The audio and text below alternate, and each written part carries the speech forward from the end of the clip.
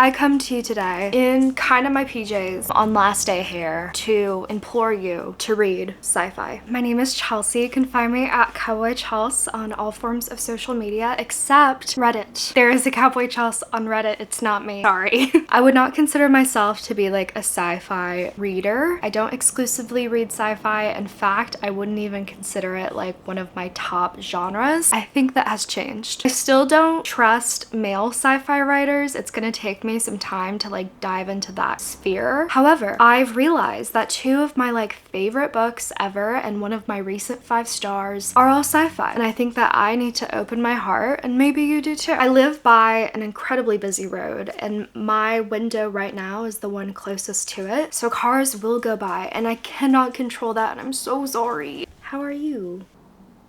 If you enjoy literary fiction in the capacity that when you go to list a new book on Storygraph, you see that you have a bunch of stuff in speculative fiction, then I think you should try science fiction. According to Wikipedia, science fiction is a genre of speculative fiction which typically deals with imaginative and futuristic concepts such as advanced science and technology, space exploration, time travel, parallel universes, and extraterrestrial life. Science fiction can trace its roots to ancient mythology. It was also created by notorious cool girl and graveyard fucker Mary Shelley. Prepared 4 of my absolute favorite science fiction novels to try and convince you to read. Gideon the Ninth by Tamsin Muir was one of my all-time favorite books of 2022. It's about 2 young women living on this cold, shitty rock planet. The point of view is from this jock named Gideon, who is actually genuinely very funny. Her nemesis is Harrow Hart, the daughter of this head family of the planet, who is also a necromancer. Their planet has a very strong religious culture that is surrounding the locked tomb that is located there. It involves very creepy prayers using bones to raise the dead and skull-shaped face paint worn every single day as an act of veiling. I'm pretty sure they're in our solar system and live on Pluto, but it's never explicitly said. A representative of the head family of every planet is invited to participate in this competition. They're all necromancers, but to go to the competition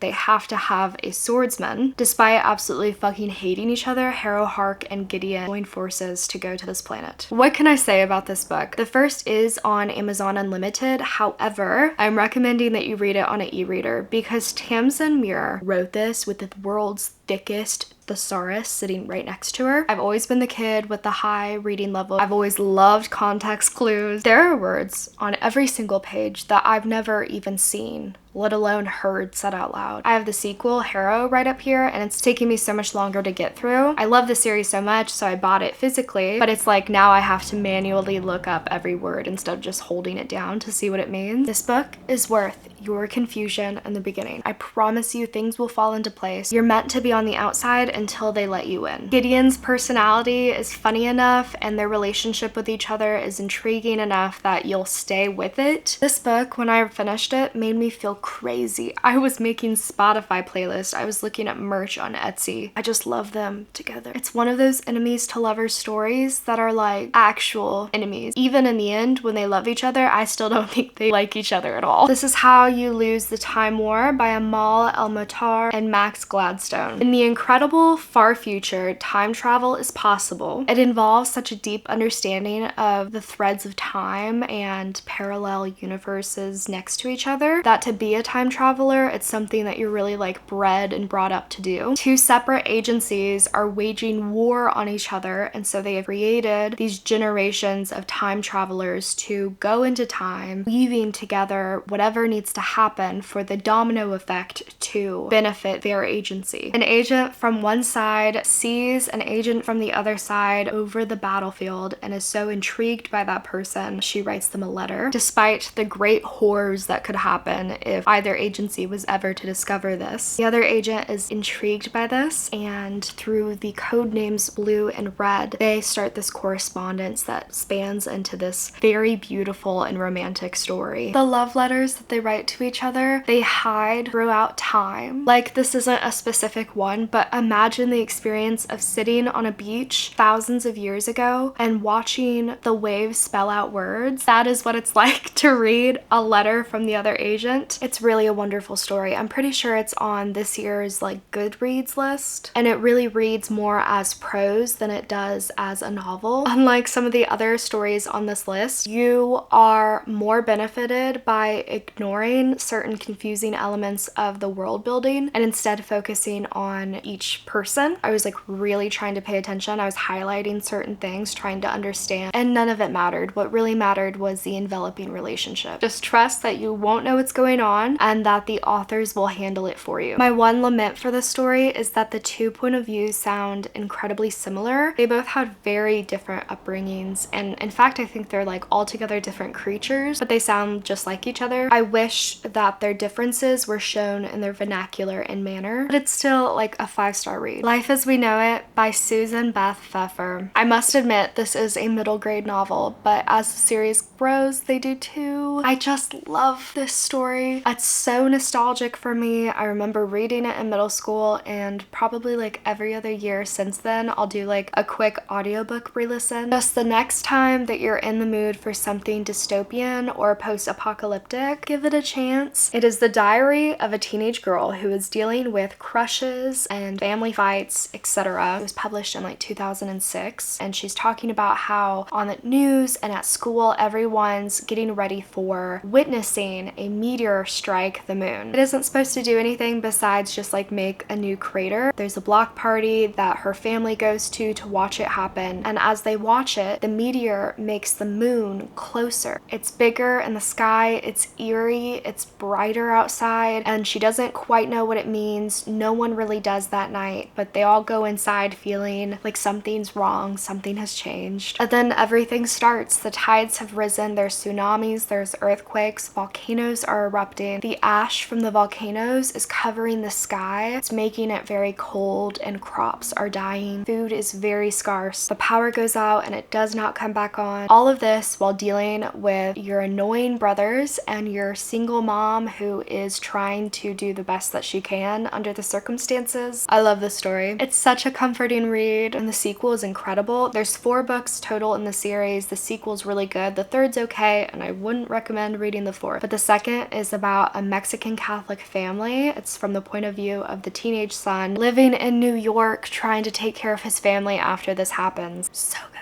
So good. This is one of those series that really shaped me as a reader. Finally, the reason that I am making this video, I read such a phenomenal book that I wanted to make a video that was like literally just called "God, please let me tell you about this book," while I explained everything for an hour and a half. And I'm not saying that I won't make videos like that in the future, but with this, it's so new that you really should just read it. Some Desperate Glory by Emily Tesh. I read this on my Kindle, and then when I went to the library, I saw it and I grabbed it because I wasn't done thinking about it. It's still on my mind. It's one of those books that like after I read it, I couldn't read anything else for the rest of the day. I couldn't watch movies or anything. I just had to like sit in the feeling, and I was so engrossed that I was reading it so fast I didn't get to savor the end. Our anti-hero's name is Kerr, short for Val Kerr. She's in her late teens and has such a iron straight rod stuck up her ass that she is not well liked around her space station that she lives on. I'm getting ahead of myself. Everyone on the spaceship is extremely and fiercely loyal to it, kinda because you have to. It's a military force that is acting as the rebellion against the aliens that killed and destroyed Earth and the 14 billion population on it. Everyone has a place and an assignment. There are population targets, there are bells that ring out and shifts that switch. Everyone is assigned messmates. Only the humans on the spaceship and the collaborators, who are people who choose to live with and usually are hired as bodyguards for the alien race, are the rest of humanity. Her has the absolute best roll numbers. She is the best of the women, only behind a few boys, and it's partly due to her incredible and slightly annoying intensity, but also partly due to the fact that she is a war breed, so she is genetically engineered through eugenics to be a better soldier for the rebellion. She is taller and broader than the average human. Her genes are so good, in fact, that there is a rarity and she gets to have a twin brother because they're both test tube babies and they wanted to ensure that these genes were on their side. Recently, the space station has captured an alien ship that was flying too close. It is one of the Mahoda, one of the alien race that destroyed Earth. And while that happens, she's like a total dick to the alien. She kicks it in the stomach and laughs. She's making fun of it. The day comes, these teens have become adults and they're all getting their assignments. Everyone is kind of half expecting Kerr to go straight to command or at least get one of the combat positions. Instead, Kerr is assigned to nursery, which is basically she is to be raped by the men on the spaceship and be pregnant for the next however long of her fertility to create and care for the next generation. And something kind of cracks in her. Like, this is the first time that she's actively thinking that the people in charge have made a mistake, that something is wrong. She's meant to be okay with serving. There's even this toast that goes into it that is, I would rather stand in the battle lines 3 times than give birth to 1 child, which is a very long toast, but she feels like all of her hard work has been for nothing. Meanwhile, she hears that her brother Magnus has left the spaceship under these like mysterious circumstances. She's told one thing, she knows it has to be something else. Kerr is meant to take all of this in stride. She is meant to believe their lie about Magnus, to never see him again, and to just go to the nursery. Instead, she does her very first act against the space station and she kidnaps the alien that they had captured, steals a ship, and goes off to find her brother. What follows is such a incredible storyline and character arc. Nothing about Kerr is rushed. No part of what Kerr trusts is left unexplored. And it has something which is like just so rare in my experience of reading, especially like this year, I think. It has such a good and strong ending. It feels so satisfying. Everything has a conclusion. It just absolutely had me. I was in, and I recommend it to anyone who has any kind of sci-fi experience. Maybe growing up you read Uglies by Scott Westerfield. Whatever. You have to read this book. Thank you so much for spending this time with me. I really enjoyed it. I just really love getting on here and talking to you guys. So if you're still with me, I love you. I really appreciate you. Please like and subscribe. I can't tell you how much it does for a channel like mine that's so small. I'll see you next time. Bye.